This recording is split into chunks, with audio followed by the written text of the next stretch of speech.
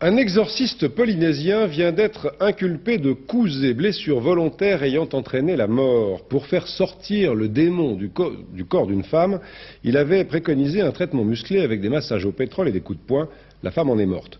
Une information qui nous amène à notre 4e étape du curieux voyage de Dominique Thouard dans le monde de la sorcellerie en France.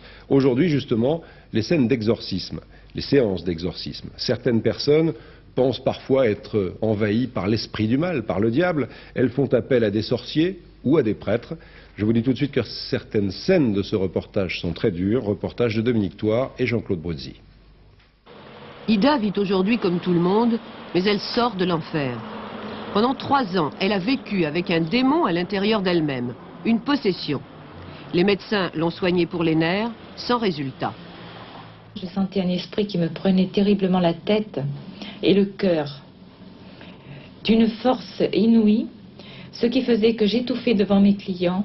Ils ne se rendaient pas compte. Pourquoi? Parce que la volonté, cacher la souffrance, tout cacher, tout masquer. Donc je faisais mon travail comme d'habitude, mais avec tellement de difficultés que je n'en pouvais plus, si bien que souvent j'ai même pensé au suicide. La nuit, comment ça se passait? La nuit, dès que je fermais un œil, j'avais des visions de choses horribles.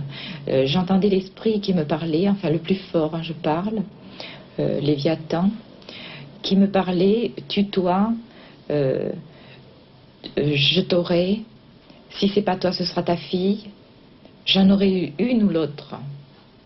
Qu'est-ce qu'il me disait? Enfin, il essayait de m'étouffer, il m'étranglait par moments.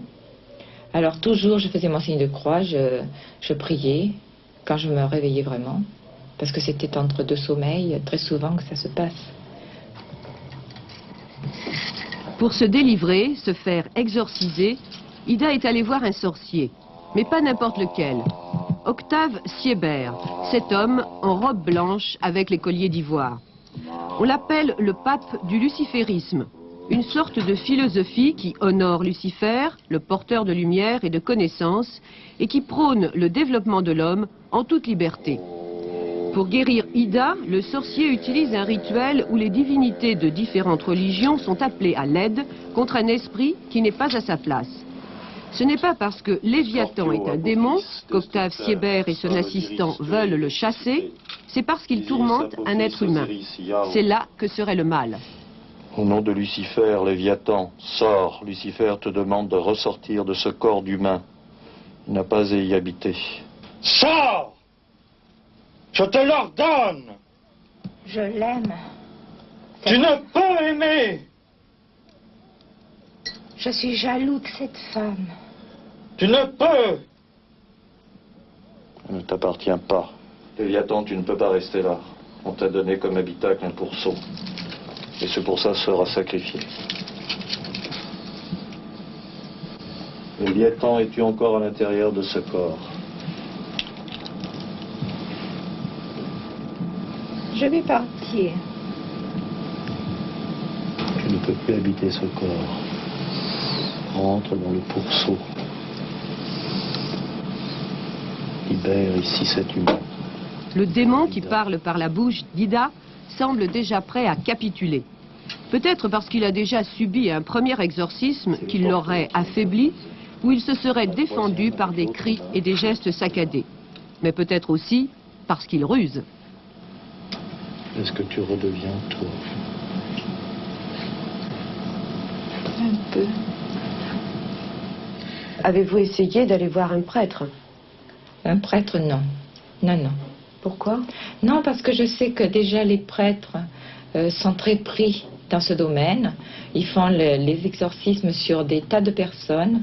Et je savais que mon cas relevait d'une chose quand même très grave. Et il me fallait quelqu'un de très compétent. C'est comme ça que j'ai atterri chez Octave Siebert, et avec grande confiance. En fait, Ida, qui vit entourée d'images pieuses, n'est pas allée voir un prêtre parce que l'Église catholique condamne son métier de médium. De plus, les autorités ecclésiastiques sont aujourd'hui très réticentes vis-à-vis de la possession. Sur 10 000 personnes se croyant possédées, une seule le serait peut-être vraiment. Satan n'est pas le plus fort. Dieu est le plus fort et quelqu'un qui se retourne vers Dieu peut être sûr de se retrouver personnellement. Et la deuxième chose, c'est que Satan n'a pas tous les pouvoirs sur l'homme. Et par conséquent, il y a toujours une issue possible. Et ceux qui sont sous une certaine influence de Satan, c'est qu'effectivement, ils nous ont dit un oui. Nous appelons ça, entre autres aussi, le péché. Certains ont dit un oui beaucoup plus grand quand ils ont participé, par exemple, à du spiritisme ou à des messes noires ou autre chose. Voici un grand exorcisme, la cérémonie que l'Église catholique romaine pratique quand elle a reconnu un cas de possession. Ce document est exceptionnel car les caméras sont interdites pendant les séances.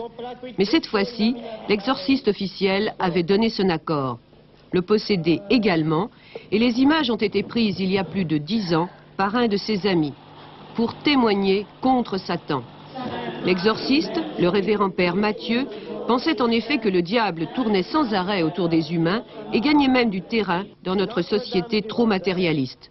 Alors il allait au combat pour sauver les âmes dans une perpétuelle croisade et il voulait que cela se sache. Délivrez votre enfant.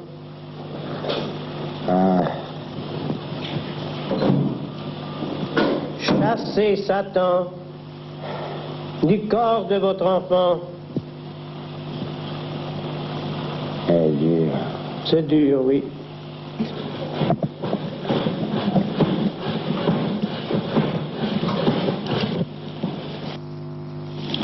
Sors de cet homme. Sors de cet homme. Je te l'ordonne au nom du Christ. Sors de cet homme. In nomine Patris et Filii et Spiritus Sancti. Ce rituel est très peu utilisé et la plupart des exorcistes officiels sont bien loin de cette passion. Ils suivent les consignes de l'Église actuelle, moderne. Ils se méfient des exagérations mystiques et renvoient les fidèles à leur conscience ou à un médecin après quelques prières. Autrement dit, ils aident, mais ne prennent pas en charge. Ce n'est pas par hasard que l'exorciste que l'Église nous a conseillé d'interviewer avait été auparavant aumônier dans un hôpital psychiatrique. Je ne fais jamais pratiquement de la prière de libération dès la première visite. Je leur demande de prendre un certain recul, dans la prière en particulier, et de me rappeler. Et ce n'est que dans un deuxième temps, alors que je fais, dans certains cas, la prière de libération avec ou sans l'exorcisme, le petit exorcisme. Dans quel cas?